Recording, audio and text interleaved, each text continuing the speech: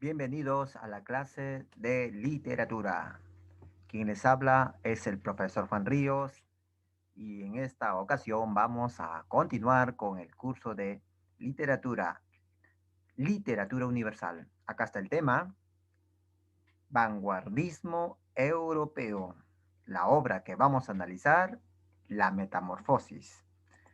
Estimado joven, señorita, vamos a empezar con una introducción. Hay que ubicarnos más o menos al inicio del siglo XX. Aparecen corrientes artísticas como el surrealismo. Hay una renovación del arte. Acá tenemos el cubismo, otra corriente artística. Hay todo un espíritu de experimentación, de renovación. En literatura tenemos el cubismo en literatura. Aparece también una poesía de carácter visual. Al entrar al siglo XX se produce una revolución y experimentación del arte. Literatura y pintura se influyen, se mezclan. Hay, repito, un espíritu de renovar el arte en literatura, en pintura. Estamos entrando en el siglo XX. Vamos el día de hoy a hablar sobre el vanguardismo. Vamos a conocer sus características principales. Vamos a conocer las características principales de la narrativa de Franz Kafka. Vamos a conocer la metamorfosis y también vamos a resolver preguntas de admisión usando argumentos sólidos. Ahí está para que lo veas. Empezamos con el contexto histórico. Entrando al siglo XX, se da inicio a la Primera Guerra Mundial. Acá tenemos guerras mundiales, ¿sí? La Segunda Guerra Mundial también, la Revolución Rusa en 1917 y otro hecho histórico mundial es la caída de la bolsa en 1929. El sistema capitalista entra en una situación de crisis. Los países europeos están amenazados por, por guerras, entre guerras. Entonces surge pues en ese contexto un espíritu de desencanto, de rebeldía contra todos los sistemas anteriores. ¿Qué es la literatura vanguardista? El vanguardismo fue un movimiento artístico en pintura, escultura, en música, en literatura y otros más, que se originó en Europa entre las guerras mundiales. ¿Ya? Al inicio de la Primera Guerra Mundial, 1914, años antes todavía ya están apareciendo algunas corrientes. También podemos definirlo como un conjunto de ismos o escuelas artísticas producidas en las primeras décadas del siglo XX en diferentes países europeos. Por ejemplo, el futurismo, el cubismo, el expresionismo, el existencialismo, el surrealismo.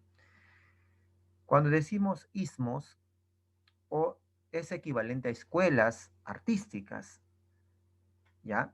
Y estas escuelas van a aparecer en el escenario europeo con un espíritu de renovar el arte. Significó una ruptura con un arte tradicional decimonónico. Cuando dice decimonónico se refiere al siglo XIX, XIX. Entonces, el siglo XIX estaba marcado por un arte llamado tradicional, pero sobre todo en literatura, era una literatura realista, donde la narración era lineal. Esto se va a romper entrando ya a la literatura vanguardista. Dice allí que no correspondía a las inquietudes del hombre de esta época. Por tal motivo, los vanguardistas mostraron rebeldía y actitud iconoclasta. Iconoclasta significa rebeldía contra todo modelo, contra modelo económico, modelo artístico, modelo cultural, Entonces son iconoclastas. Al lado derecho pueden ver pues la experimentación en pintura y hay un caballo. Ese caballo pues es una experimentación de la poesía. Ismos escuelas. Vamos a hablar un poco de las principales escuelas. El surrealismo es el más importante, por eso aparece en el medio. En literatura, el máximo representante es André Breton. Pero, ¿qué es surrealismo? Puede ser la idea de lo que está debajo del realismo o lo que está más allá del realismo. ¿Qué es el surrealismo? Es una escuela de mayor trascendencia, indaga el inconsciente y lo onírico. Es decir, o sea, lo real sería lo que tú ves, percibes, lo que está allí afuera, pero el surrealismo describe o indaga lo que está dentro de la mente del personaje. Dice, indaga el inconsciente y lo onírico. Onírico significa relativo al sueño. Basado en el psicoanálisis de Freud, las técnicas, la escritura automática y el cadáver exquisito. La escritura automática consiste en que el autor deja su mente libre sin pensar en algo específico y durante ese proceso todo lo que aparezca de manera espontánea en su mente lo va a ir escribiendo de manera automática sin que intervenga la razón. Es la escritura automática. Y el cadáver exquisito consiste en otra técnica en que un autor, ¿no?, escribe un verso y luego ese verso es cubierto, se lo da a otra persona para que añada otro verso, luego se cubren esos dos versos para que una tercera persona escriba un tercer verso y así van completando un poema, entre comillas, incoherente. Ese es el cadáver exquisito, el surrealismo. El futurismo surge en Italia, el surrealismo en Francia, el futurismo en Italia. El máximo representante es el italiano Marinetti. Hay una adoración a la máquina, a la velocidad y la tecnología. Ellos se sienten muy bien con los avances tecnológicos como símbolo de la modernidad, de la velocidad. En el existencialismo, en Francia, el máximo representante es el filósofo y literato Sartre. Plantea la angustia del hombre de la época, su visión fragmentada y la ausencia de lo trascendental. Hay una preocupación filosófica acerca del sentido de la vida, el sentido de la vida. Esa preocupación universal filosófica se va a ver reflejada en sus novelas.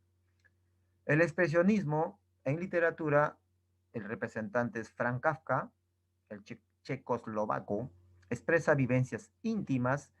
El expresionismo, repito, expresa vivencias íntimas, el sufrimiento y lo absurdo del mundo, acentuado o deformando la realidad.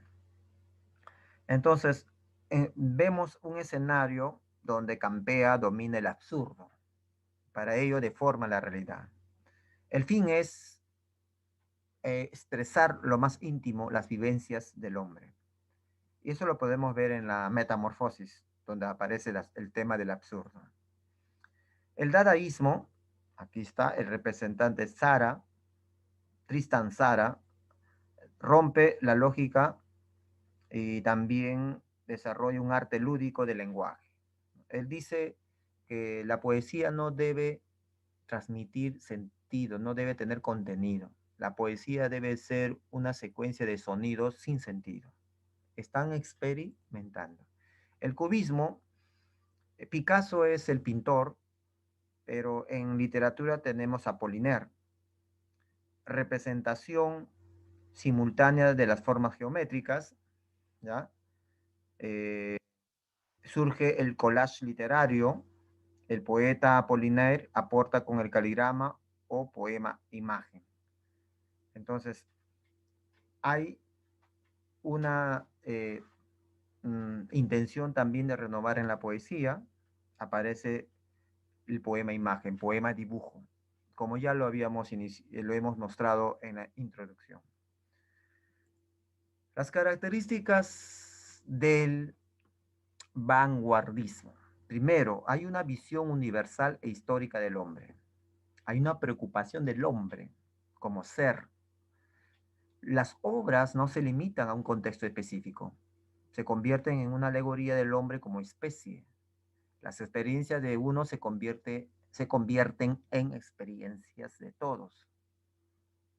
¿Ya? Entonces, describe al hombre moderno, pero ese hombre moderno es un sujeto que tiene preocupaciones que son las de todos. El viejo y el mar, acá Ernest Hemingway, en El viejo y el mar, el protagonista se convierte en una metáfora de la perseverancia. El protagonista es el hombre que no se deja vencer y lucha por sus objetivos. Es una condición del ser humano entender la vida como lucha. También tenemos la temática diversa. En las obras literarias del vanguardismo hay temas diversos, lo histórico, lo cotidiano, temas sociales, lo psicológico, lo absurdo, lo político. Tercera característica, experimentación e innovación con el lenguaje y la forma de la obra. Se crean nuevas técnicas en todos los géneros. El caligrama, juego con el espacio, y versolibrismo en poesía, y el monólogo interior y los saltos temporales en la narrativa y el teatro del absurdo en el género narrativo. Hay experimentación en todos los géneros. Acá están experimentando, ¿no?, con una poesía donde usa el espacio. Ahí es, Ulises es una novela que va a revolucionar en el arte de narrar. Aquí usa el monólogo interior. El monólogo interior hacer describir todo lo que fluye en la conciencia del personaje, a veces de manera caótica. Ahora vamos a ver unas innovaciones en poesía. El versolibrismo. ¿Qué es el versolibrismo o también llamado verso libre? No se respeta ni la rima ni la métrica tradicional. Aquí los versos están sueltos. Acá hay un ejemplo. La aurora de Nueva York tiene 4 columnas de cieno y un huracán de negras palomas que chapotean las aguas podridas. La aurora de Nueva York gime por las inmensas escaleras, buscando entre las aristas, nardo de angustia dibujada. Acá no hay rima. Los versos suceden de manera desbordante. El uso espacial, tenemos el caligrama. Los caligramas forman parte de la poesía visual. Las palabras crean una imagen que expresa de modo visual aquello que las propias palabras mencionan, ¿no? Por ejemplo, si yo quiero hablar sobre la tristeza de Pablo Neruda, entonces yo dibujo a Pablo Neruda. Caligrama de Pablo Neruda realizado con su poema a la tristeza, debería ser. Teatro.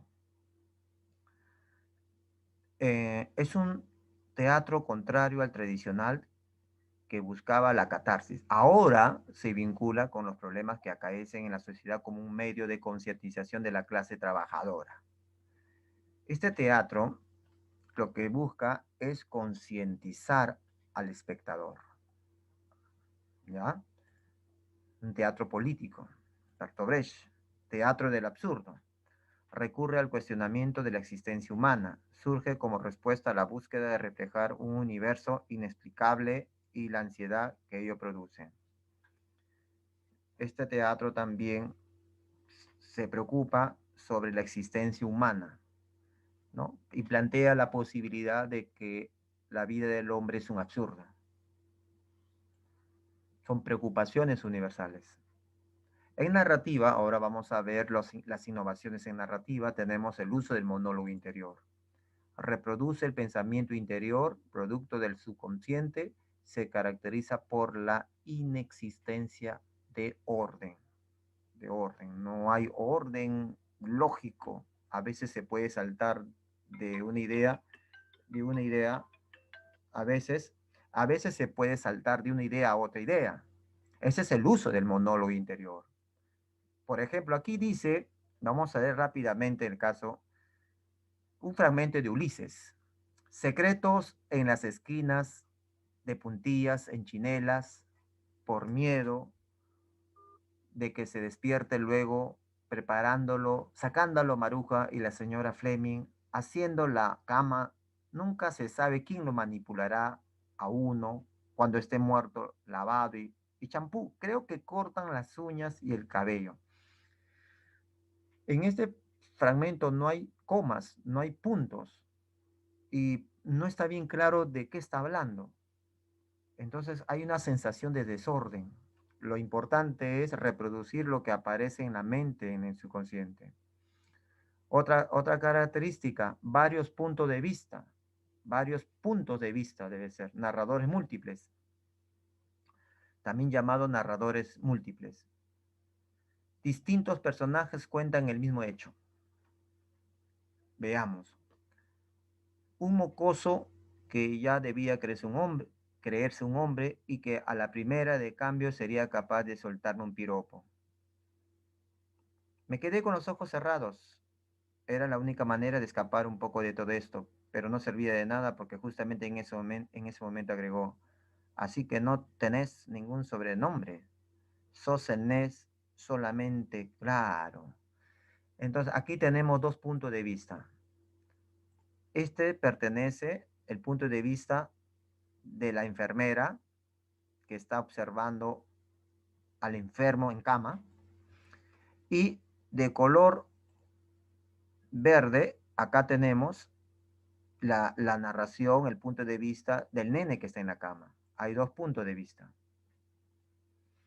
También vamos a ver rompimiento temporal de la narración. Cuando tú narras una historia, lo normal es que debes presentar los hechos encadenadamente, causa-efecto. Pero esto se rompe, ¿ya? Muchos años después, frente al pelotón de fusilamiento, el coronel Aureliano Buendía había de recordar aquella tarde remota en que su padre lo llevó a conocer el hielo. Este es fragmento de 100 años de soledad de Gabriel García Márquez. ¿Qué ocurre? Aquí el autor se está saltando, se está adelantando. Mira, muchos años después, frente al pelotón de fusilamiento, el coronel había de recordar aquella tarde remota. Entonces, este es un salto temporal hacia el futuro y luego vuelve a narrar lo que había quedado pendiente. Así vamos a ver que en el rompimiento temporal, el narrador se detiene para irse al futuro o al pasado. Hay rompimiento temporal. Ahora vamos a mencionar a los representantes de manera rápida. Tenemos Francia. Acá hay tres. Jean-Paul Sartre, autor de la novela La náusea, existencialista. Albert Camus, autor de la novela El extranjero, novela existencialista. Proust, En busca del tiempo perdido, es una novela tipo memoria, tipo autobiográfica. Irlanda, tenemos la novela que revoluciona el arte de narrar, el Ulises. En Alemania tenemos El lobo estepario de Hermann Hesse. Pero hay muchos más, por supuesto. Por ejemplo, en Estados Unidos tenemos La generación perdida. ¿Qué significa la generación perdida? Acá lo dice. Notables escritores norteamericanos que escribieron durante el periodo entre las dos guerras mundiales. Solamente son norteamericanos. Esta denominación se asienta en la sensación de encontrarse perdidos y desorientados por varios factores. Viven en épocas de contrastes económicos y sociales. Reflejan el clima de pesimismo y desconcierto. Buscan nuevas técnicas, entre otros. Acá están los autores, El sonido y la furia. Acá está, bueno, acá está William Faulkner, John Stein, John Dos Passos, Fitzgerald y el famoso Ernest Hemingway. Todos son norteamericanos, a ellos nada más se les llama generación perdida. La mayoría van a escribir sus obras en Europa, porque ellos se sienten desencantados con Estados Unidos. Ahora vamos a hablar de Franz Kafka, es el autor que nos interesa, características de su obra. Él es de Checoslovaquia, propone... Franz Kafka es un autor muy sensible. Desde pequeño tuvo una relación bastante hostil. Su padre era muy violento, muy impositivo, y él era bastante reservado, era un poco extraño, ¿ya?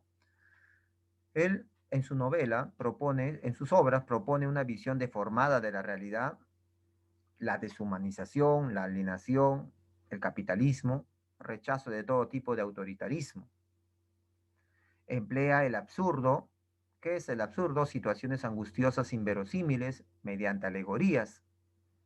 Usa técnicas narrativas tradicionales, incluye datos autobiográficos. Un dato autobiográfico que se puede apreciar en la Metamorfosis es la relación entre el padre y el hijo. El padre aparece en la novela muy violento, muy impositivo, muy autoritario, cosa que también el autor lo vivió en la vida real con su padre. Acá están sus obras: La Metamorfosis, América, El Proceso, El Castillo. Esta es una carta al padre, un médico rural. El día de hoy vamos a concentrarnos en la Metamorfosis. Si te das cuenta, la metamorfosis tiene que ver con una transformación. Significa transformación. Características de esta novela. ¿Ya? Vamos a ver. Antes, esta es una novela, escúchame bien, antes de continuar con las características, esta es una novela corta, alegórica, donde un joven soltero, eh, trabajador, un empleado llamado Gregorio Sanza, al abrir sus ojos, al despertarse, se da cuenta que su cuerpo físico es la de un insecto asqueroso. Lo primero que él hace es que quiere seguir y quiere ir a trabajar, pero su situación física se lo impide. Tiene ahora cuerpo de insecto. Llega el jefe, ¿no? Preocupado porque la empresa donde trabajan, no puede detenerse, le increpa, a Gregorio por qué no quiere ir a trabajar, y Gregorio logra abrir con sus dientecitos una hoja de la puerta y se muestra ante las personas que estaban en la sala. Estaba el padre, la madre y también el jefe. Así, viéndolo con esa nueva forma, con ese nuevo aspecto, el jefe se retira con asco y Gregorio quiere ir tras él para decirle que enseguida va a ir a trabajar. El padre coge el bastón que tiró el jefe y, amenazando, casi golpeándolo, lo hace regresar a su cuarto, y lo cierra y queda excluido, queda marginado. La única persona que le va a llevar el alimento y que va a entrar al cuarto va a ser Grete, la hermana. Le va a llevar sus alimentos, son comidas podridas. Grete y la madre, mejor dicho, Grete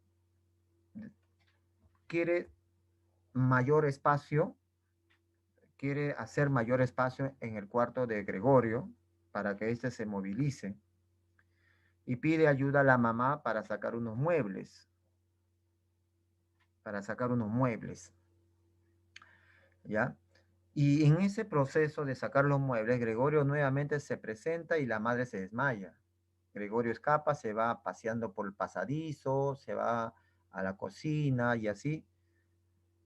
Mientras que la hermana va a buscar alcohol, aparece el padre, entra, viene de la calle, se entera de lo que ha ocurrido, empieza a resondrar a su hija y el padre va a la cocina, coge unas manzanas, bien armado de manzanas, empieza a tirar a Gregorio. Una de esas manzanas le cae en el caparazón, se incrusta, fue algo violento, le dolió hasta el alma al pobre Gregorio, que con sus patitas se está movilizando, y así nuevamente queda encerrado. Con el paso del tiempo, no hay que olvidarnos, con el paso del tiempo, de los días, de las semanas, el padre tiene que alquilar la casa a unos cuartos, tiene que alquilar a unos cuartos a unos inquilinos, a los cuales le da desayuno y cena, y así, en una de esas rutinas, los inquilinos se enteran que Grete, la hermana, toca el violín y le piden a Grete la posibilidad de que toque para ellos. Grete, estando en la cocina, Grete toca el violín, Gregorio escucha, se emociona, sale de su cuarto y se presenta en la cocina delante de los invitados inquilinos. Estos, al ver la monstruosidad, se levantan, amenazan al padre de que lo han hecho, el padre los hizo, los alojó con un monstruo, ¿no? Amenazan de denunciarlo y se retiran sin pagar. Grete ya no soporta la situación, grita y le dice, basta, tenemos que deshacernos de él. Pero hija, esto es tu hermano. No, no es mi hermano. De esa manera queda encerrado. Nuevamente, Gregorio se queda triste, siempre con esa herida que ha quedado ahí en el caparazón. Ahí viene una vez a la semana, viene una señora delgada, seca, mala, perversa, que entra al cuarto de Gregorio y limpia. ¿Ya? Esta señora siempre lo molesta a Gregorio, lo incomoda. En realidad lo hacía sufrir. Esta señora lo hacía sufrir a Gregorio. Gregorio estaba mal. Un día de esos, al final, entra la señora, esta nueva criada, y lo encuentra muerto. Lo pone en una bolsa, informa a la familia de la muerte de Gregorio y la familia lo recibe como una especie de que ellos esperaban, por fin, ¿no? Una sensación de por fin se están librando de la carga. Papá, mamá y Grete en ese mismo instante, salen a caminar, ¿no? Formando nuevos proyectos, van a vender la casa, van a conseguir un departamento más pequeño. Y cuando están regresando, el padre y la madre se percatan de que su hija es hermosa, es esbelta, y deciden, justo los dos piensan en que ya es hora de buscar un buen partido ¿para quién? Para la hija. Estimado joven, ahí acaba la obra. Esta es una novela bastante triste, pero es una crítica, vamos a ver, género narrativo, especie novela corta, hay predominio de la narración lineal y del narrador omnisciente, usa lo onírico, lo grotesco, la descripción de la nueva apariencia de Gregorio. Entonces, lo grotesco se refiere a lo feo, a lo repugnante, y un insecto es repugnante. El absurdo también, el hecho de que se transforme un hombre en un insecto. Preocupación por el hombre, pocos escenarios y personajes sin nombre, rasgos autobiográficos. Hemos dicho que el padre representa justamente el hombre violento, el padre de la obra alude al padre real que tuvo Gregorio, un padre violento. El tema principal, ya ustedes lo pueden deducir, vamos a leer, dice, la deshumanización del sujeto moderno debido a la automatización de su vida cotidiana o rutina laboral. Entonces, el tema es la deshumanización. Un hombre, un trabajador, un empleado, por la rutina, se transforma, se deshumaniza, se deja de ser hombre. ¿Y qué es lo que le hace, qué es lo que, cómo así? Es que el sistema capitalista, el sistema es una máquina monstruosa que no tiene impersonal, que funciona de tal manera que a los hombres lo considera como si fuese un objeto, lo deshumaniza al hombre. Símbolos en la novela tenemos Gregorio, se representa el ser deshumanizado, Grete la solidaridad fugaz o inicial, porque ustedes saben que Greta después le da la espalda a su hermano, el padre representa el autoritarismo y la madre la pasividad. Vamos a ver ahora eh, el argumento. Yo ya les conté el argumento. Acá está resumido: un viajante de comercio, insatisfecho de la vida que lleva, a pesar de la ventaja que su trabajo reporta a su familia, despierta un día convertido en insecto. La vida del protagonista, Gregorio Sansa, queda condenada a la reclusión, al rechazo, al abandono de sus propios familiares, que aunque se esfuerzan no pueden aceptar un hecho que los deshonra. Al final la familia desea la muerte de Gregorio. Vamos a analizar ahora el tema del absurdo. ¿Qué es lo absurdo? ¿No? El absurdo es aquello que no hay explicación. Mira, vamos a leer. Cuando Gregorio Sansa se despertó una mañana después de un sueño intranquilo, se encontró sobre su cama convertido en un monstruoso insecto. No hay una explicación, esto es algo absurdo. La mutación de Gregorio en un miserable insecto refleja el absurdo de la existencia humana, lo inexplicable de la situación de un burócrata que ya convertido en insecto no puede ser útil a la sociedad de la oferta y la demanda. En ese proceso, en esa transformación, el protagonista deja de ser útil, deja ser útil en una sociedad capitalista. Por lo tanto, no sirve, se lo recluye. El absurdo es esa situación, hemos dicho, donde se convierte en un monstruoso insecto y deja de ser útil. Otro tema es la alienación. La alienación se puede entender como no darse cuenta, no ser consciente de que es explotado, de que está siendo manipulado. Hay muchas personas alienadas. Mira, no son conscientes. Vamos a ver, vamos a leer el fragmento. Pero ahora estaba muy derecho, vestido con un rígido uniforme azul con botones. En esta parte está describiendo al padre. Él es el padre de Gregorio. Él lleva puesto, él, él lleva puesto en su casa el uniforme de la empresa donde antes trabajaba.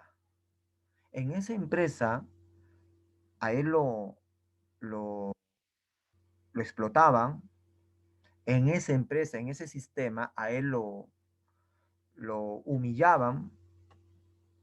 Ahora ya no trabaja en esa empresa, sin embargo está ahí todavía llevando la ropa. No se da cuenta que esa vestimenta simboliza la explotación, pero él lo lleva. No se da cuenta, está alienado. Voy a leer ahora sí, nuevamente. Pero ahora estaba muy derecho, vestido con un rígido uniforme azul con botones, como los que llevaban los ordenanzas de los bancos. Por encima del cuello alto y tieso de la chaqueta sobresalía su gran papada. Por debajo de las pobladas cejas se abría paso la mirada, despierta y atenta, de unos ojos negros, etcétera, ¿no? Ahí está describiendo al padre alienado. ¿Qué dice en el comentario? El padre de Gregorio se niega a quitarse su uniforme de ordenanza, hasta duerme perfectamente uniformado. Es un caso típico de la alienación capitalista. El trabajo ha deshumanizado al hombre. Parecen robots, autómatas.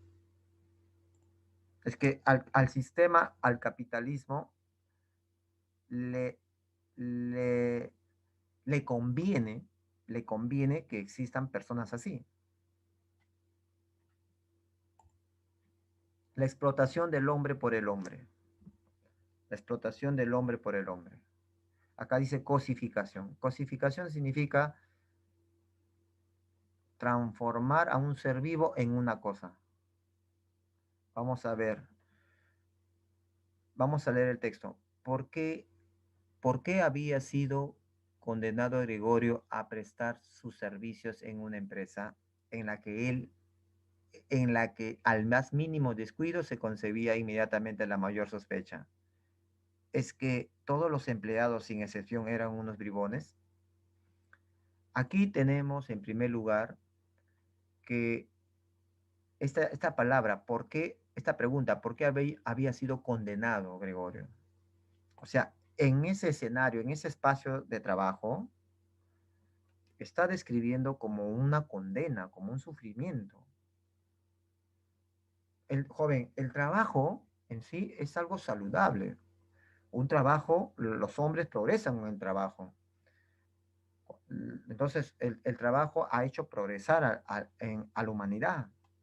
El trabajo, hay trabajos creativos, pero este trabajo específico es diferente. Es un trabajo donde lo explotan, lo humillan, es diferente, lo degradan. ¿Alguna vez has visto cuando ciertas empresas hacen trabajar a los empleados y no les pagan? 3 meses y no les pagan. Esa es humillación, esto lo están explotando. O lo pagan, o le pagan una miseria. Lo están matando lentamente. Lo están explotando, lo están matando lentamente. Es como una condena. Por eso dice acá, ¿por qué había sido condenado Gregorio a prestar sus servicios en una empresa? ¿No? Vamos a leer. El hombre es un engranaje más dentro de una cadena de producción. Se convierte en algo intercambiable. Su labor es mecánica, no hay creatividad, es tratado como un objeto, como una cosa. El sujeto se cosifica, se cosifica. Otra característica que podemos encontrar es la marginación del raro, ¿no? La marginación del raro. Vamos a leer el texto. Ustedes ya saben qué es la marginación, cuando te excluyen, te hacen aparte, ¿no? A veces eso ocurre. Pero vamos a ver en la obra.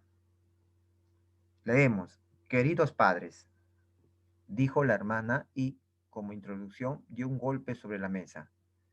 Esto no puede seguir así. Si vosotros no os dais cuenta, yo sí me la doy. No quiero, ante esta bestia, pronunciar el nombre de mi hermano y por eso solamente digo, tenemos que intentar quitárnoslo de encima. Hemos hecho todo lo humanamente posible por cuidarlo y aceptarlo. Creo que nadie puede hacernos el menor reproche. Está clarito la idea, tenemos que intentar quitárnoslo de encima, separarlo, apartarlo, porque ya no es nuestra familia, no es nuestra familia. Rechazo total, porque él es diferente. Él es diferente. Vamos a ver lo que dice allí en el texto. Dice ahí, la familia tiene un comportamiento sancionador hacia el personaje central, motivados por la inutilidad que este último exhibe. ¿Ya? Hay un comportamiento, dice, sancionador hacia el personaje central. Claro, por la inutilidad que Gregorio está evidenciando. Entonces, esto es duro, esto es cruel. Entonces, no, entonces vemos cómo una persona, porque, escúchame, porque Gregorio es una alegoría. Gregorio es una alegoría del hombre que no está a la altura de las exigencias del capitalismo. Si tú, joven, no estás a la altura de los parámetros de la exigencia del capitalismo, simplemente, chao, eres inútil, no sirves, simplemente fuera, te marginan. Gregorio así es una alegoría, joven. Es una alegoría. ¿Y todo por qué? Porque ya no produce. Ya no produce, ya dejó de ser útil. Antes, antes de su transformación, era un muchacho querido, celebrado, ¿no? Era un muchacho celebrado, querido, pero ahora está excluido porque ya dejó de ser útil. La rutina de la vida burocrática, otra característica. La rutina de la vida burocrática. Este tema de la rutina, la monotonía. Vamos a leer. ¿Qué significa de la vida burocrática? Burócrata es la persona que ocupa un puesto, una función en un trabajo. Entonces, tú tienes un puesto, una función, y eso todas las veces haces lo mismo, es una rutina. Una semana, un mes, lo mismo. Vamos a ver qué dice allí. ¿Qué profesión tan dura he elegido? Un día sí y otro también de viaje. Los esfuerzos profesionales son muchos mayores que en el mismo almacén de la ciudad. Y además se me ha endosado ese ajetreo de viajar, el estar al tanto de los empalmes de tren, la comida mala y a deshora, una relación humana constantemente cambiante, nunca duradera, que jamás llega a ser cordial, que se vaya todo el diablo. Aquí muestra su desazón, su desencanto, su malestar a esta forma de trabajo, esta forma de rutina, que se vaya todo el día, está cansado, el personaje está sufriendo, él no está conforme con este trabajo, está describiendo su estado, su condición de trabajo, su condición de lo que él hace. Aquí en el texto dice, un día sí y otro también de viaje. ¿Qué profesión? Mira, ve. Luego también dice acá, además, dice, los esfuerzos profesionales son muchos mayores que en el mismo almacén de la ciudad. Él está comparando su trabajo y dice que los que trabajan en el almacén, ¿no? Están en mejores condiciones que un profesional. ¿Para qué, para qué he estudiado 5 años en la universidad? Para este tipo de trabajo. Me he quemado los ojos, he ingresado a la universidad, he estudiado y, y para este tipo de trabajo me están explotando. Este viaje, los viajes, la rutina, mala comida, tengo que estar al tanto del tren, trabajo a presión. Este es un trabajo a presión. ¿Sabes a qué se dedicaba él? Él se dedicaba a la venta. Su función era eh, abordar el tren, visitar tiendas para ofrecer telas, muestras de telas. Él hacía el contrato. Tenía que venir, retornar, dando el informe cuántos contratos de venta ha hecho. Y tenía que venir con cosas prácticas. A veces cobraba, así, cobraba, hacía contratos y así tenía que ir trabajo a presión. Todos los días, lo mismo. No había una hora específica. Vamos a leer lo que dice en el comentario. La novela describe la monotonía y la ausencia de objetivos que llevan al personaje a hacer una vida rutinaria de la cual se alimenta este sistema para crear mayor eficiencia en la gente. Uno va, trabaja, regresa y duerme y así es la rutina. Como si fuese un robotito o un insecto. Un insecto, a un insecto lo puedes aplastar. A un león, ¿no? Entonces, al capitalismo le conviene que haya más insectos, más alienados, más deshumanizados. Y el capitalismo los humaniza, los humilla, los degrada para que pierdan la capacidad de reaccionar, de organizarse. Pero si fuese un león, hay un león y es muy difícil aplastarlo. Al capitalismo no le conviene que los empleados sean leones, sino insectos. ¿Tú qué eres? ¿Un insecto o un león? Principio de autoridad. Principio de autoridad. Acá hay autoritarismo. Vamos a ver. Entonces, vamos a leer el texto, por favor. Entonces el padre le dio por detrás un fuerte empujón que en esta situación le produjo un auténtico alivio y Gregorio penetró profundamente en su habitación sangrando con intensidad. La puerta fue cerrada con el bastón y a continuación se hizo por fin el silencio. Estimado joven, señorita, acá aparece la imagen de un padre cuyo trato es muy violento contra su hijo. Un empujón a su hijo de esa magnitud es una manera de humillarlo también. ¿Ya? Y el empujón ha sido demasiado agresivo, muy violento, al punto de que le saca sangre, sangrando, lo dejó herido, fue terrible, fue un hombre muy cruel, un hombre muy cruel, inhumano con su hijo.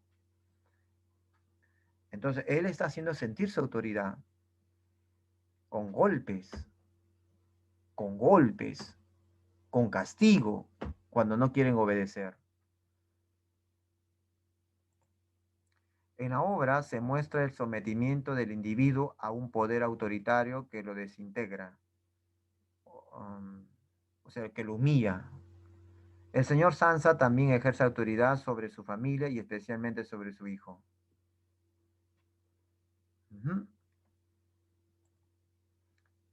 La incomunicación y el aislamiento como consecuencia del trabajo alienado.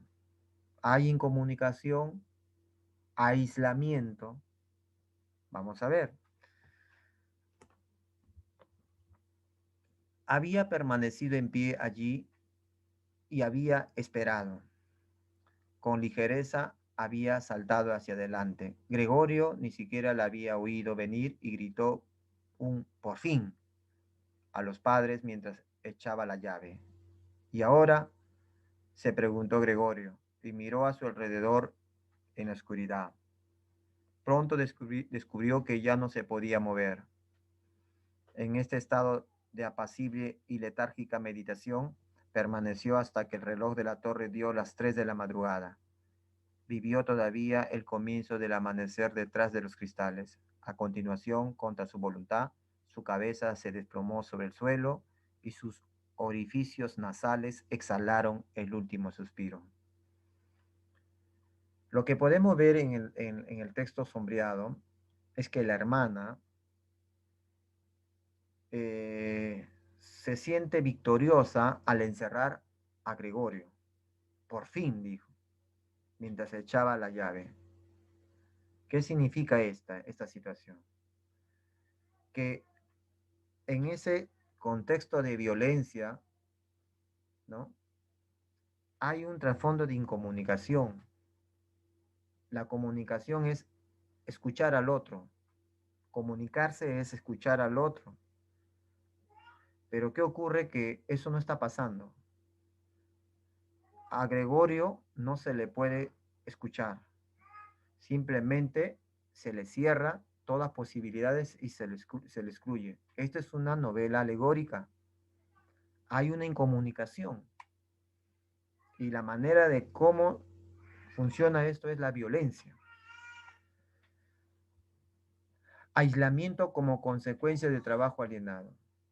Vamos a ver qué dice aquí en el comentario. La vida de Gregorio se reduce al hecho de trabajar sin preocuparse por sí mismo. El protagonista es consciente de esta soledad cuando sufre la transformación, momento en el que, debido al rechazo de sus seres más cercanos, decide aislarse y considera la muerte como la única solución posible.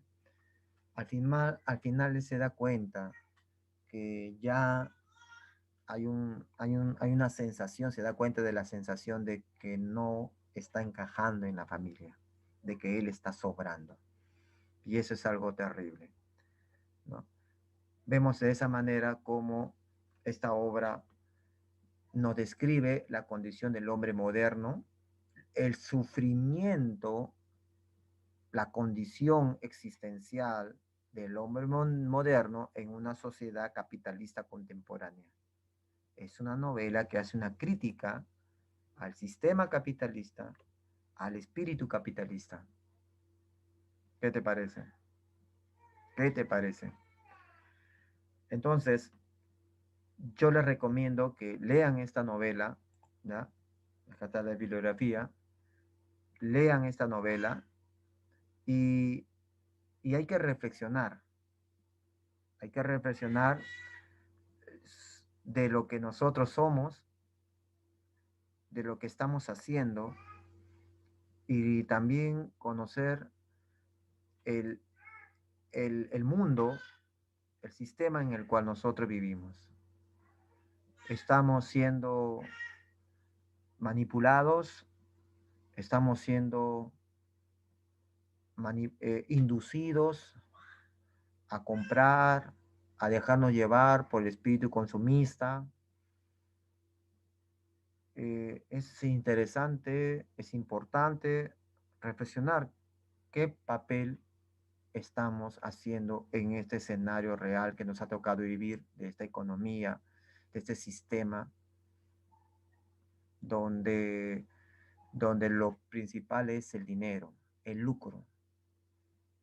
Por el apetito de lucro y de ganancia,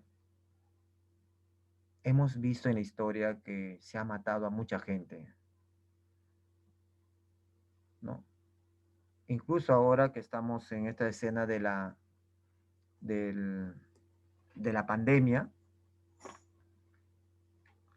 en este escenario de la pandemia, hemos sido testigos de cómo el gobierno, ¿no? En este caso del gobierno de Lagarto, fue el único que no compraba en Sudamérica, no compraba vacunas. Rechazó vacunas de la vacuna rusa. Rechazó. ¿Por qué? Porque quería priorizar intereses económicos, quería priorizar.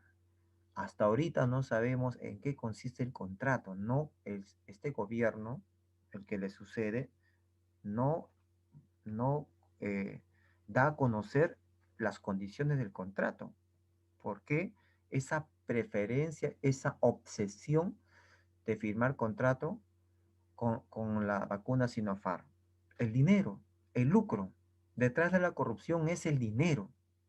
Con el dinero se dañan vidas, se daña vidas, se destruye familias por el dinero.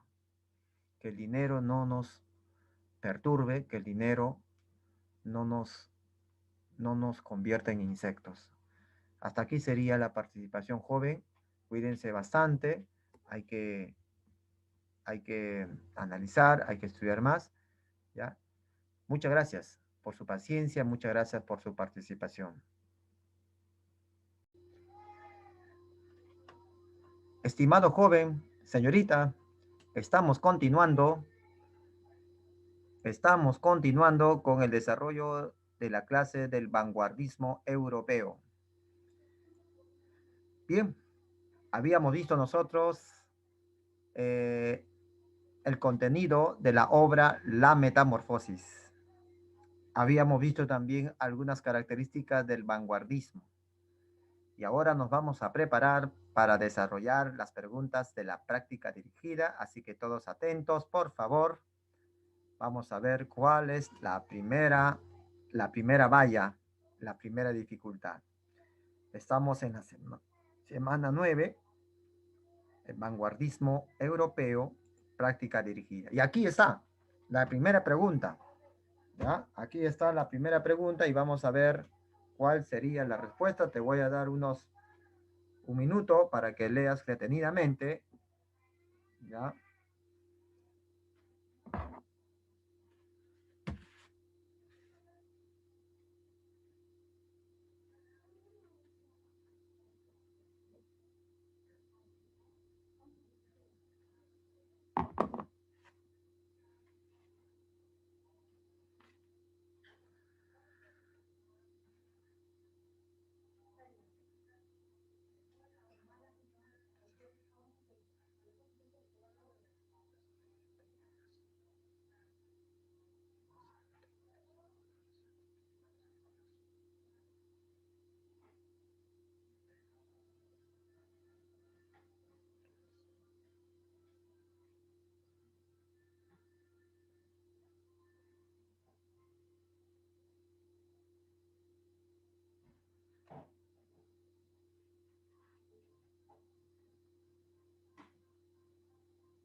Bien, bien, bien. ¿Qué tal? Ya han dado su respuesta. Y ahora vamos entonces a resolver. La número 1 dice, se experimentó con el lenguaje y la forma de la obra. Hay en esta corriente experimentación del lenguaje y eso es verdadero. El caligrama es el ejemplo. El caligrama y la carga semántica del lenguaje pueden ser ejemplos de experimentación artística del vanguardismo. El caligrama es una poesía con forma de dibujo. Eso es algo, una innovación. Eso es una experimentación. ¿Ya? Entonces eso es verdadero. Sí hay experimento. No solamente en la poesía, también en la narrativa, en la forma de narrar. En el enunciado 2 dice, desarrolla técnicas innovadoras en los principales géneros, es decir, narrativa, poesía y teatro. Hubo técnicas innovadoras, en la teoría lo hemos visto, y eso es verdadero. Se emplearon técnicas en narrativa como el flashback, claro. En narrativa también hay la ruptura del tiempo lineal, hay múltiples narradores. En el teatro se desarrolla la técnica del absurdo y en poesía el caligrama, el versolibrismo también, el versolibrismo. Entonces, eso es verdadero. La siguiente, el enunciado 3 dice, tuvo marcada influencia del romanticismo y el realismo. O sea, a los vanguardistas les influyeron el romanticismo y el realismo, eso es incorrecto. El vanguardismo descartó el arte del siglo XIX. Así, de un solo plomazo, no quería saber nada del modelo artístico del siglo XIX. ¿Ya? Entonces, ¿quiénes están en el siglo XIX? Están el realismo y el romanticismo. ¿Ya? Por el contrario, dice, aparece como un arte innovador en el siglo XX. Por el contrario, el vanguardismo es innovador. 4. La literatura se fusiona con otras expresiones artísticas. También lo vimos y eso es verdadero. Correcto. El arte de la vanguardia se fusiona con el cine y la pintura principalmente. Hay influencia de técnicas del cine en la narrativa. Hay influencias de pintura, ¿no? De pinturas en la narrativa y también en la poesía. Estamos hablando ya de artes que se confluyen. 5. Expresó una crítica a los problemas del hombre moderno. Crítica, y eso es verdadero.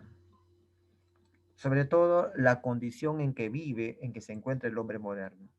En muchos países del mundo cuestionaron el accionar de la sociedad deshumanizada guiado por el aspecto mercantil. El hombre moderno está deshumanizado, es una sociedad capitalista que deshumaniza, el hombre aparece como un sujeto alienado, cosificado, está criticando a ese tipo de vida. La respuesta es la letra de dado, ahí está. Muy bien. Vamos a la pregunta número 2. Sobre los denominados sismos de vanguardia señale la relación incorrecta. Te voy a dar un minuto para que lo leas y respondas.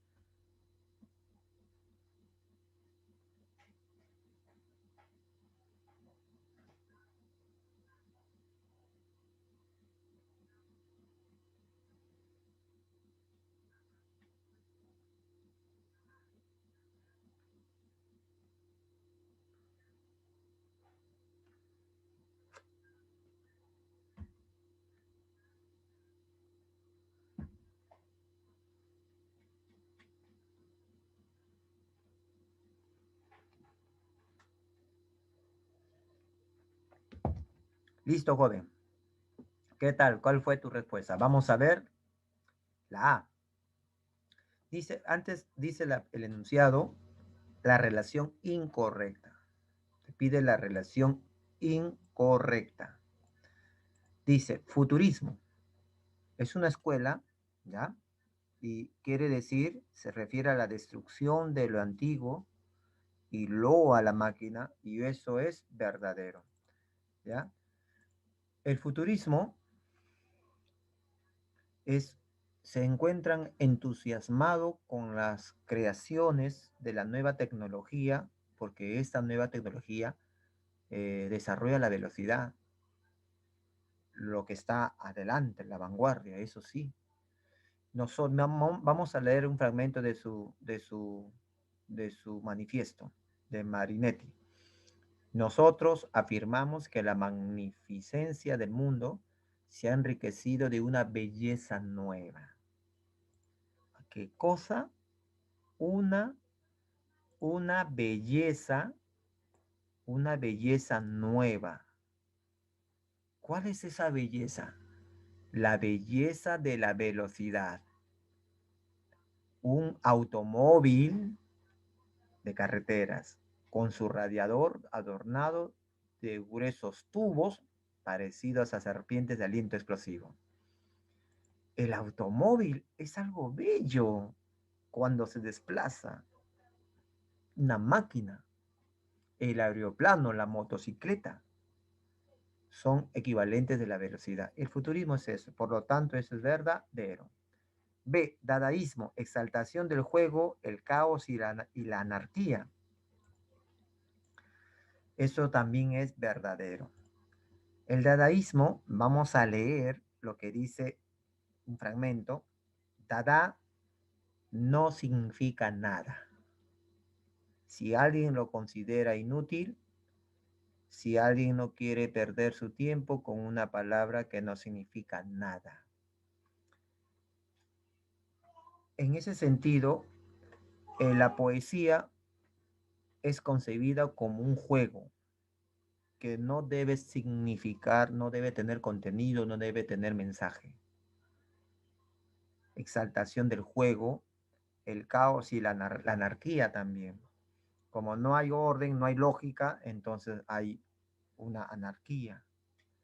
Solamente sonido, secuencia de sonidos. No significa nada, no se entiende. Caos. C. El surrealismo. Mezcla de la realidad con la mitología griega. Mitología griega. ¿Es correcto la realidad? Eso es incorrecto. El surrealismo, vamos a leer, el surrealismo explora el inconsciente. Vamos a leer el fragmento de Breton. Automatismo psíquico puro, por cuyo medio se intenta expresar verbalmente, por escrito o de cualquier otro modo, el funcionamiento real del pensamiento. Es un dictado del pensamiento, sin la intervención reguladora de la razón. El surrealismo explora lo que ocurre dentro de la mente, tal como se da. Entonces, no tiene nada que ver con la mitología griega, menos con la realidad, sino todo lo que pasa ocurre en la mente. D. Expresionismo, visión subjetiva y angustiosa de la realidad. Correcto. Expresión subjetiva y angustiosa de la realidad. Ellos deforman la realidad. Es una deformación subjetiva de la realidad hasta el absurdo. Porque ellos no quieren ser verosímiles, no quieren ser realistas, no quieren ser fidedignos. A los expresionistas les interesa lo más íntimo del ser humano. Expresar la angustia, por ejemplo, y si es necesario deformar la realidad, lo hacen. Ahí está. Vamos, ahí está la respuesta de la letra C.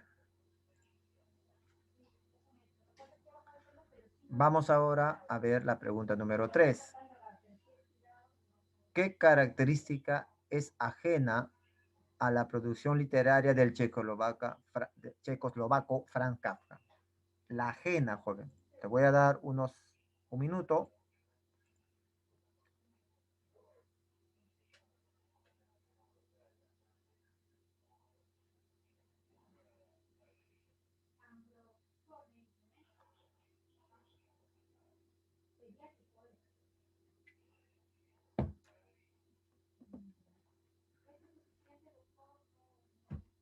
Listo. La característica ajena, la que no pertenece a Franz Kafka. A. Denuncia la automatización del hombre moderno, y eso es verdadero. ¿Por qué? Kafka enfatiza en varios escritos la alienación del hombre del siglo XX.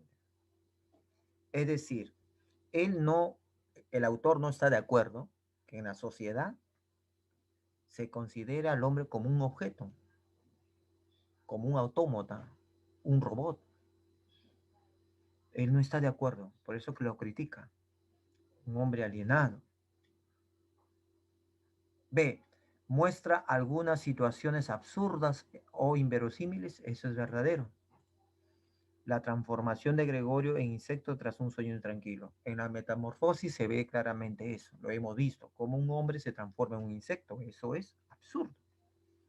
En otros relatos también ocurre algo parecido.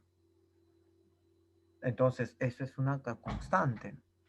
Vamos a ver la C. Incluye ciertos rasgos autobiográficos en sus personajes, y eso es verdadero.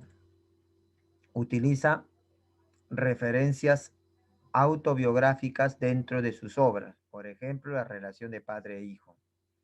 de padre e hijo.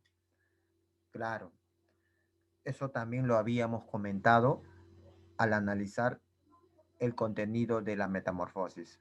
Aquí, en esa obra, el padre de Gregorio Samsa es violento, es autoritario y refleja justamente al padre eh, de Franz Kafka en la vida real. Eso es un ejemplo, un padre autoritario. La D usa una variedad de técnicas narrativas vanguardistas. Variedad de técnicas, variedad, o sea, hay muchas técnicas vanguardistas en sus obras y la respuesta es falso, incorrecto. Los cuentos y las novelas de Kafka predominan las técnicas convencionales. Profesor, ¿y qué cosas son técnicas convencionales? Significa tradicionales, ¿no? Las comunes, las tradicionales del siglo XIX. Y, por ejemplo, el narrador omnisciente, la narración lineal. La metamorfosis usa esa técnica. Profe, pero ¿cómo puede ser que la metamorfosis si es vanguardista? Claro, es vanguardista por la temática, como el uso del absurdo, pero la manera de cómo lo narra es tradicional. Por lo tanto, la respuesta es la letra D. Ahora vamos a ver la 4. En relación con la novela La Metamorfosis de Franz Kafka, establezca la secuencia correcta del valor de verdad o falsedad. Vamos a dar un minuto.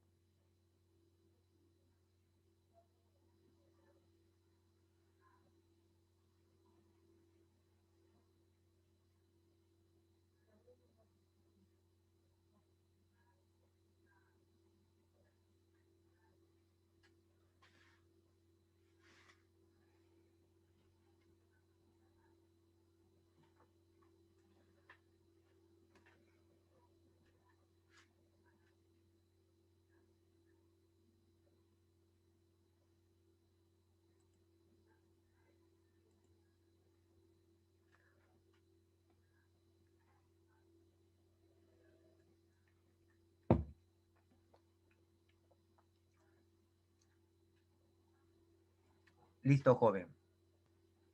Ustedes se acuerdan que les llegué a contarles el argumento, la secuencia de la obra La Metamorfosis en las diapositivas teóricas. Vamos ahora a recordar. 1. Al despertar en su cuarto y después de verse convertido en insecto, Gregorio se preocupa por la hora en que debía salir a trabajar. Eso es verdadero. Eso es verdadero. Vamos a leer. En la novela, a pesar de estar convertido en insecto, Gregorio piensa, por lo pronto tengo que levantarme porque el tren sale a las 5. Él, estando en esa condición de enfermo, su preocupación es, quiere ir a trabajar. 2. El jefe llega hasta la casa de Gregorio. Se acerca a la puerta de su cuarto y le dice que se tome los días que crea conveniente para resolver su problema. Que el jefe es tan bueno, el jefe que aparece en la casa es tan bueno que le dice, bueno, tómate tu descanso. Así, ese es falso. Ese es falso. Vamos a ver por qué.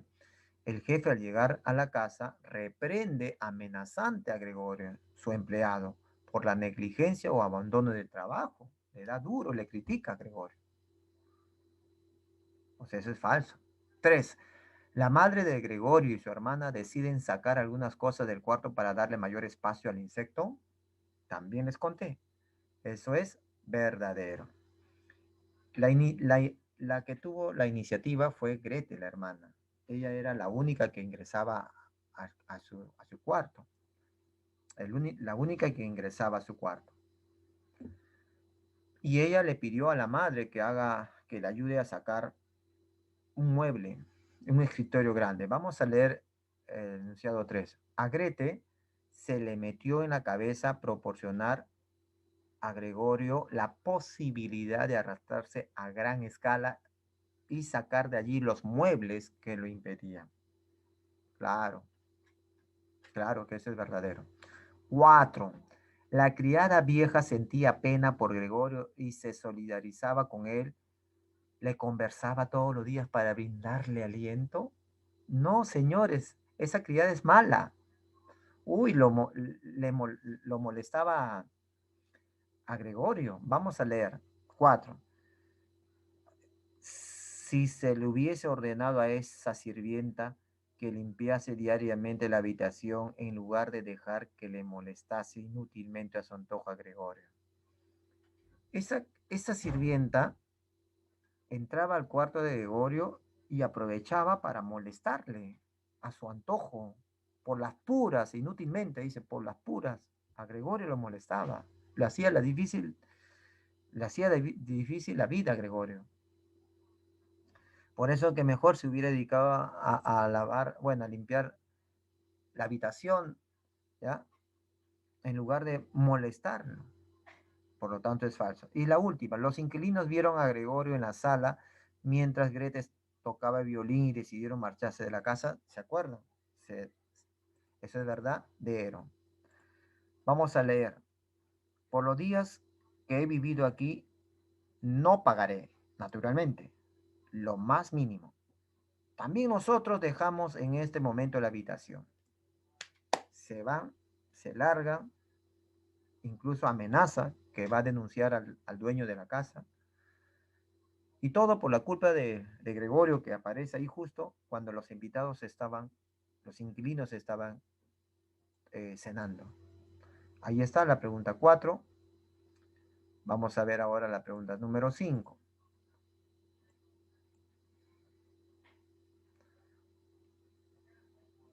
Vamos a dejar un minuto.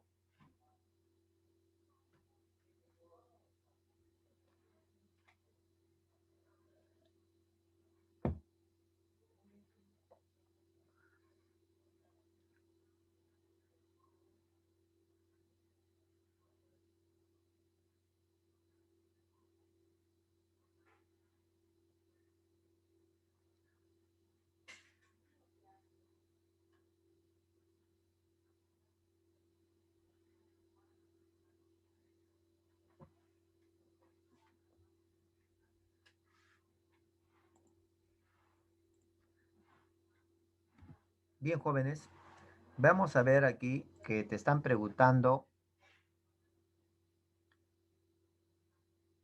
representa Gregorio, Gregorio Sansa representa alegóricamente, ¿qué representa? ¿La paz? ¿Representa la paz? ¿La felicidad? ¿Qué representa? Entonces, el abandono de algunos hijos, la deshumanización del individuo contemporáneo, el absurdo de la vida aristocrática conservadora, la indiferencia de la sociedad hacia los discapacitados. Y vamos a ver qué dice. Primero, una alegoría es una representación simbólica de una idea valiéndose de formas, acciones humanas, de animales u objetos cotidianos. Segundo, en cuanto a la novela, la metamorfosis, el carácter alegórico se evidencia en la transformación animalesca del personaje principal que representa la deshumanización del hombre contemporáneo, la alienación del hombre moderno. Ahí está. Eso es la respuesta. ¿Ya? Profesor, ¿y la C por qué no puede ser? Si también representa el absurdo.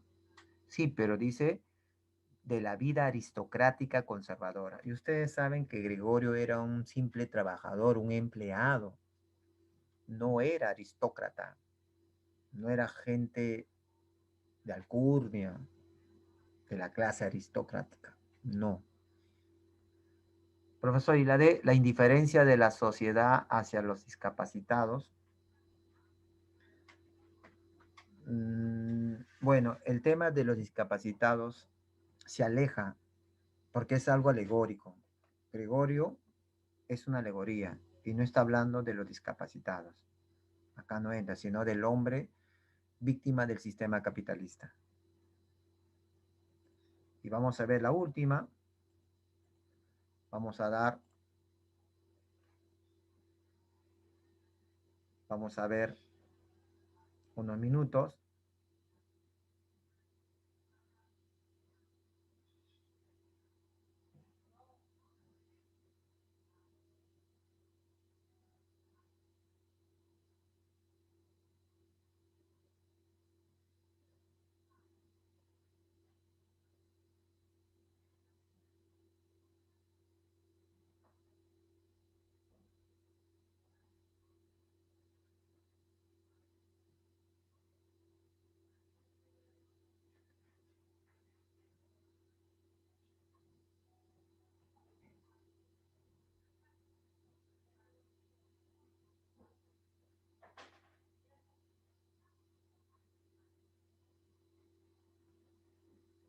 Bien, y aquí terminamos. Vamos a resolver, joven.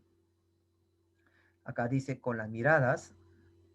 Esta es la escena donde los padres, después de haber muerto Gregorio, ese día en la tarde deciden salir de paseo los tres, papá, mamá, y ya están retornando a la casa, ya, habían estado planificando, este, estaban pensando nuevos planes para la comodidad de ellos. Y cuando ya estaban regresando, ocurre este pasaje. Ya, este es el pasaje, el último, son las últimas líneas de la obra, de la novela.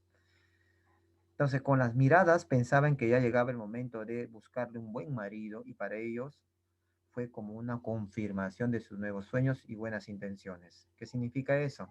Para poder comprender la respuesta, debemos centrar esta parte del fragmento. En lo subrayado se puede interpretar que los padres tienen en mente casar a Grete para que paguen sus deudas o beneficiarse económica como lo hicieron con Gregorio. La respuesta sería avión. ¿Correcto? Yo sé que la mayoría también ha atinado. Muchas gracias por su participación, ¿no? Acá están las claves para que lo puedan ver. Y no se olviden que en la siguiente clase vamos a entrar a la literatura española. Cuídense bastante, jóvenes. Hasta acá sería la participación. Cuídense de verdad y Dios mediante nos estaríamos viendo en la siguiente clase.